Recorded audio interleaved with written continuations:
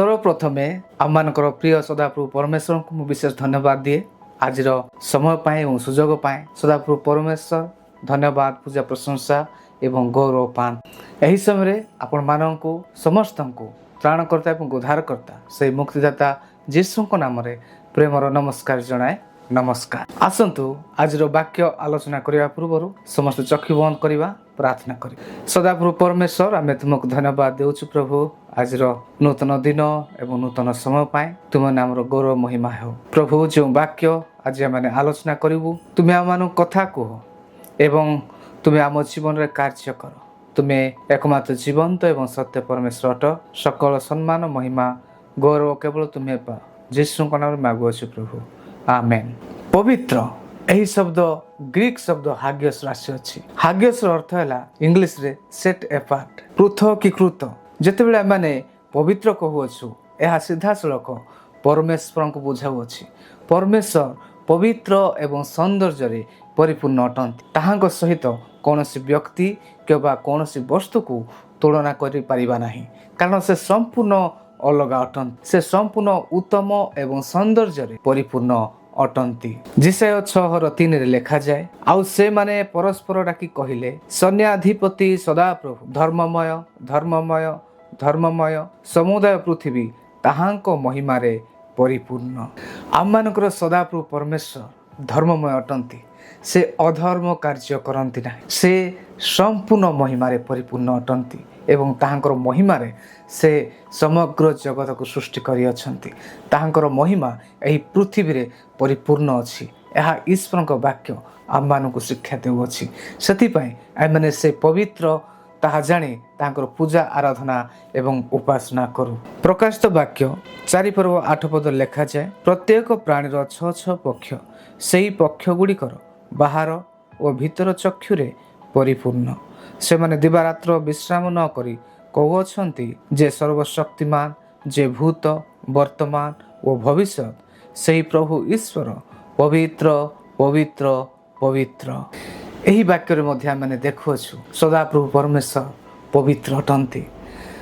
ଦୂତମାନେ ଏବଂ କିରୁବମାନେ ସ୍ୱର୍ଗରେ ମଧ୍ୟ ତାହାଙ୍କର ପୂଜା, ଆରାଧନା ଏବଂ ଉପାସନା କରୁଅଛନ୍ତି ଏବଂ ଘୋଷଣା କରି କହୁଅଛନ୍ତି, ସେ ପବିତ୍ର, ପବିତ୍ର, ପବିତ୍ର।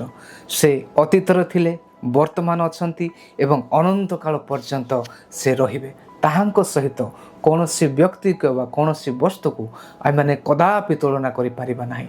ସେ ସମ୍ପୂର୍ଣ୍ଣ ସୌନ୍ଦର୍ଯ୍ୟରେ ପରିପୂର୍ଣ୍ଣ ଅଟନ୍ତି। ପ୍ରଥମ ସାମୁଏଲ 2:2 ଲେଖାଯାଏ, ସଦାପ୍ରଭୁଙ୍କ ତୁଲ୍ୟ ପବିତ୍ର ଆଉ କେହି ନାହିଁ, ଯେହେତୁ ତୁମ୍ଭ ଭିନ୍ନ ଆଉ କେହି ନାହିଁ, କିମ୍ବା ଆମ୍ଭମାନଙ୍କ ପରମେଶ୍ୱରଙ୍କ ତୁଲ୍ୟ କୌଣସି ଶୈଳ ନାହିଁ। ଏଠାରେ ମଧ୍ୟ ଆମେ ଦେଖୁଅଛୁ ଈଶ୍ୱରଙ୍କ ବିଷୟରେ ଲେଖକ ସେ ପ୍ରକାଶ କରୁଅଛନ୍ତି, ଘୋଷଣା କରୁଅଛନ୍ତି, ତାହାଙ୍କ ସଦୃଶ ଆଉ କେହି ନାହିଁ। ସେ ସମ୍ପୂର୍ଣ୍ଣ ପବିତ୍ରତାରେ ପରିପୂର୍ଣ୍ଣ ଅଟନ୍ତି ଆଉ ସେ ଶୈଳ ଅଟନ୍ତି। ଶୈଳ କଦାପି ପରିବର୍ତ୍ତନ ହୁଏ ନାହିଁ। ଶୈଳ ଯେଉଁ ସ୍ଥାନରେ ଥାଏ ସେହି ସ୍ଥାନରେ ଥାଏ। ସେହି ପ୍ରକାର ଆମମାନଙ୍କର ପରମେଶ୍ୱର ସଦାପ୍ରଭୁ ସେ ପବିତ୍ର ଏବଂ ସୌନ୍ଦର୍ଯ୍ୟରେ ପରିପୂର୍ଣ୍ଣ ଅଟନ୍ତି। ସେ ସଦା ସର୍ବଦା ସମାନ ଅଟନ୍ତି। ସେ କଦାପି ପରିବର୍ତ୍ତନ ନୁହନ୍ତି। ଆମେମାନେ ତାହାଙ୍କ ନାମର ସଦା ପୂଜା, ଆରାଧନା ଏବଂ ପ୍ରଶଂସା କରୁ ଏବଂ ଘୋଷଣା କରୁ, କହୁ ଯେ ତୁମ ଭିନ୍ନ ଆଉ କେହି ନାହିଁ।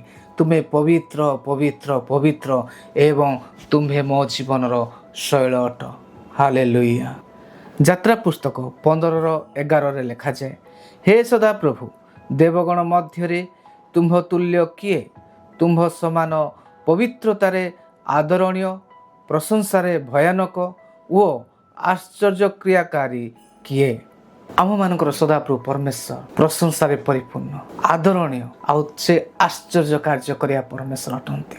ସେ ପବିତ୍ର ଏବଂ ସୌନ୍ଦର୍ଯ୍ୟରେ ପରିପୂର୍ଣ୍ଣ ଅଟନ୍ତି। ତାହାଙ୍କ ପରି ଆଉ କିଏ ହେଇପାରେ? ସେ ଆମମାନଙ୍କୁ ପ୍ରେମ କରନ୍ତି ଏବଂ ସେ ଆମମାନଙ୍କର ପ୍ରତ୍ୟେକ ବିଷୟର ଯତ୍ନ ନିଅନ୍ତି। ସେ ଆମମାନଙ୍କୁ ଚାହାନ୍ତି ଆମେମାନେ ମଧ୍ୟ ପବିତ୍ର ଜୀବନ ଯାପନ କରୁ। ପ୍ରଥମ ପିତର 1:15-16 ଯଦି ଆମେ ପଢ଼ୁ, ସେଠାରେ ଲେଖାଯାଏ, ମାତ୍ର ତୁମମାନଙ୍କର ଆହ୍ୱାନକର୍ତ୍ତା ଯେପରି ପବିତ୍ର, ତୁମେମାନେ ମଧ୍ୟ ଆଜ୍ଞାବହ ସନ୍ତାନମାନଙ୍କ ପରି ସମସ୍ତ ଆଚରଣରେ ସେହିପରି ପବିତ୍ର ହୁଅ। ଯେଣୁ ଲେଖା ଅଛି, ତୁମ୍ଭେମାନେ ପବିତ୍ର ହୁଅ କାରଣ ଆମ୍ଭେ ପବିତ୍ର। ଏହି ବାକ୍ୟରେ ଆମେ ଦେଖୁଅଛୁ ଆମମାନଙ୍କର ଆହ୍ୱାନକର୍ତ୍ତା ସଦାପ୍ରଭୁ ପରମେଶ୍ୱର ସେ ପବିତ୍ର ଅଟନ୍ତି। ସେ ଆମମାନଙ୍କୁ ଆହ୍ୱାନ କରୁଅଛନ୍ତି ଏବଂ କହୁଅଛନ୍ତି ସମସ୍ତ ଆଚରଣରେ, ସମସ୍ତ ବ୍ୟବହାରରେ, ସମସ୍ତ ଚାଳିଚଳନରେ ଆମେମାନେ ମଧ୍ୟ ସେ ପ୍ରକାର ପବିତ୍ର ଜୀବନ ଯାପନ କରୁ, କାରଣ ସେ ପବିତ୍ର ଅଟନ୍ତି। ସେ ଆମମାନଙ୍କୁ ତାହାଙ୍କ ହସ୍ତରେ ନିର୍ମାଣ କରିଅଛନ୍ତି ଏବଂ ସେ ଆମମାନଙ୍କୁ ଚାହାନ୍ତି ଯେ ଆମେମାନେ ମଧ୍ୟ ତାହାଙ୍କର ସନ୍ତାନ ଅଟୁ, ତାହାଙ୍କର ପୁତ୍ର ଯୀଶୁଖ୍ରୀଷ୍ଟଙ୍କଠାରେ ବିଶ୍ୱାସ କରି ଆମେ ସେହି ଅଧିକାର ପ୍ରାପ୍ତ ହୋଇଅଛୁ। ଆମେମାନେ ମଧ୍ୟ ସେ ପ୍ରକାର ପବିତ୍ର ଏବଂ ସୌନ୍ଦର୍ଯ୍ୟରେ ଏହି ଜଗତରେ ଜୀବନ ଯାପନ କରୁ। ତାହା ତାହାଙ୍କର ଆହ୍ୱାନ ଆମମାନଙ୍କ ପ୍ରତି ଅଟେ।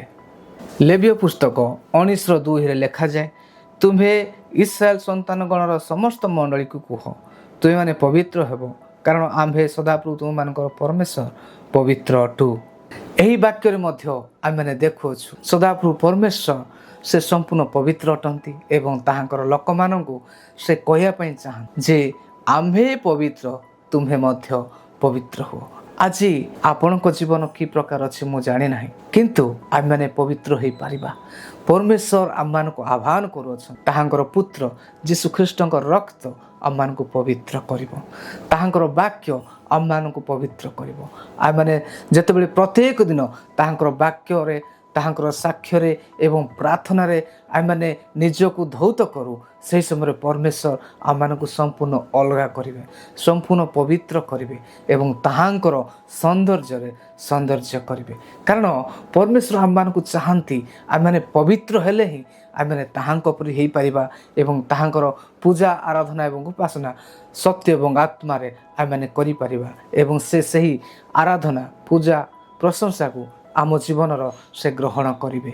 ଏବ୍ରୀ 12:14 ଲେଖାଯାଏ, ସମସ୍ତଙ୍କ ସହିତ ଶାନ୍ତିରେ ରହିବାକୁ ଚେଷ୍ଟା କର, ପୁଣି ଯେଉଁ ପବିତ୍ରତା ବିନୁ କେହି ପ୍ରଭୁଙ୍କ ଦର୍ଶନ ପାଇବ ନାହିଁ ସେଥିର ଅନୁସରଣ କର।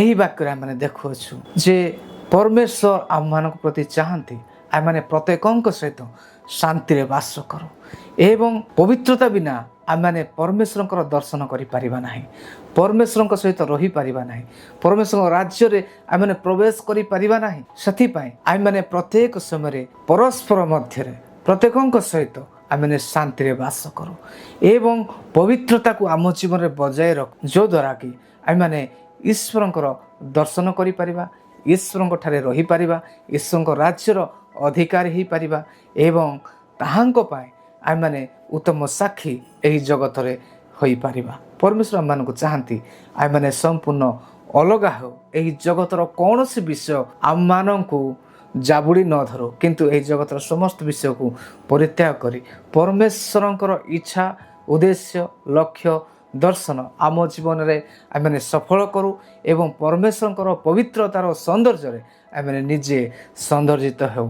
ତାହାଙ୍କର ବାକ୍ୟ ଧ୍ୟାନ କରୁ, ତାହାଙ୍କର ବାକ୍ୟରେ ନିଜକୁ ପ୍ରତ୍ୟେକ ଦିନ ଧୌତ କରୁ, ତାହାଙ୍କର ପୁତ୍ର ଯୀଶୁଖ୍ରୀଷ୍ଟଙ୍କ ରକ୍ତ ଦ୍ୱାରା ନିଜକୁ ଧୌତ କରୁ ଏବଂ ଆମେମାନେ ନିଶ୍ଚିନ୍ତ ଗୋଟିଏ ଦିନ ପରମେଶ୍ୱରଙ୍କର ଦର୍ଶନ କରିବା, ଗୋଟିଏ ଦିନ ଈଶ୍ୱରଙ୍କ ରାଜ୍ୟରେ ଆମେମାନେ ବାସ କରିପାରିବା। କାରଣ ପରମେଶ୍ୱରଙ୍କ ଠାରେ ଆମେମାନେ ଅପବିତ୍ର ହୋଇ କଦାପି ତାହାଙ୍କ ସହିତ ବାସ କରିପାରିବା ନାହିଁ। ସେଥିପାଇଁ ଆମେ ନିଜର ହୃଦୟକୁ, ନିଜର ମନକୁ, ନିଜର ଜୀବନକୁ ଆଜି ଆମେମାନେ ସତର୍କ ରଖୁ ଏବଂ ଗୋଟେ ପଦକ୍ଷେପ ନେଉ ଯେ ମୁଁ ଆଜିଠାରୁ ପ୍ରଭୁଙ୍କ ବାକ୍ୟରେ ମୁଁ ଚାଲିବି, ନିଜକୁ ଧୌତ କରିବି, ଈଶ୍ୱରଙ୍କ ପୁତ୍ର ଯୀଶୁଖ୍ରୀଷ୍ଟଙ୍କ ଦ୍ୱାରା ନିଜର ଜୀବନକୁ ମୁଁ ଧୌତ କରିବି, ତାଙ୍କ ରକ୍ତ ଦ୍ୱାରା ନିଜକୁ ଧୌତ କରିବି ଏବଂ ମୁଁ ପବିତ୍ରତାର ସୌନ୍ଦର୍ଯ୍ୟରେ ଏହି ଜଗତରେ ବାସ କରିବି। କାରଣ ମୁଁ ଏହି ଜଗତର ନୁହେଁ, ମୁଁ ପରମେଶ୍ୱରଙ୍କର, ଆଉ ସେ ମୋତେ ଆହ୍ୱାନ କରିଅଛନ୍ତି।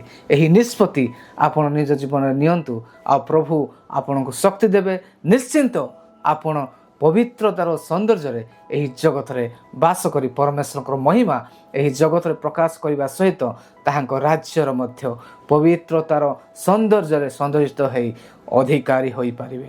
ପ୍ରଭୁ ଆପଣମାନଙ୍କୁ ପ୍ରତ୍ୟେକଙ୍କୁ ଏହି ବାକ୍ୟରେ ଆଶୀର୍ବାଦ କରନ୍ତୁ। ଆମେନ୍।